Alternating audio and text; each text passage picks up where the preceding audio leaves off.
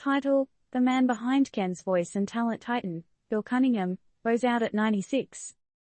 TL.DR. Bill Cunningham, the OG voice for Barbie's BF Ken, Fred Astaire-backed singer, and founder of CESD Talent Agency, took his final bow. From the Pacific Artists Agency start in Hollywood to becoming a major talent representation powerhouse, Bill's impact echoed louder than any voiceover. The world of talent representation and voiceover got a little quieter. Bill Cunningham, not only the foundational voice of Ken, yeah, Barbie's main squeeze, but also the man who launched the CESD Talent Agency, has passed away in his West Hollywood home. But seriously, is this dude the Forrest Gump of the entertainment world or what? The CESD partners, Ken Slevin and Paul Doherty, described Cunningham as an iconic figure in the talent biz. He was the real deal in client and customer service, particularly in commercials, voiceovers, and print. His spirit was something contagious, and his influence unmeasurable, they remarked. One can only wonder how many lives he touched and inspired. It was 1963 when Bill, with a bit of a nudge from his pal Peggy Taylor, put his entire savings into starting the Pacific Artists Agency. Fun fact, this was among LA's earliest commercial and voiceover agencies.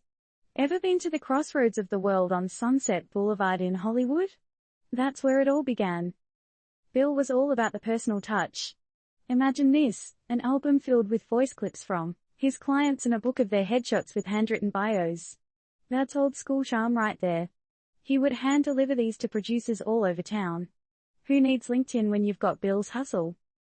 Through its journey, the Pacific Artists morphed into Cunningham and Associates in '67 and even sprouted offices in NY and Chicago.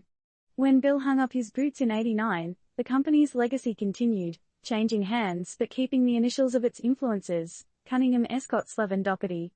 But, what's in a name? Would a rose by any other name still dominate the commercial voiceover industry? A peek into Bill's earlier life unveils more surprises. Born in San Francisco in 1927, he later enlisted in the U.S. Navy, showing off his musical chops in the Fort Emery Drum and Bugle Corps. Post-service, he was singing on NBC shows, lending his vocals for major movie soundtracks, and even dropped his debut album in '62. And touring with Judy Garland. Man, his resume sounds like a Hollywood blockbuster. Leaving behind a lasting legacy and a string of loving nieces and nephews, Bill's impact on the industry and the world is undeniable. As we reminisce on his awe-inspiring journey, documented in his autobiography I Wonder What Became of Me, it leaves us with the question. In a world dominated by fleeting trends and digital touchpoints, how will we remember the icons who shaped industries with their bare hands and raw talent?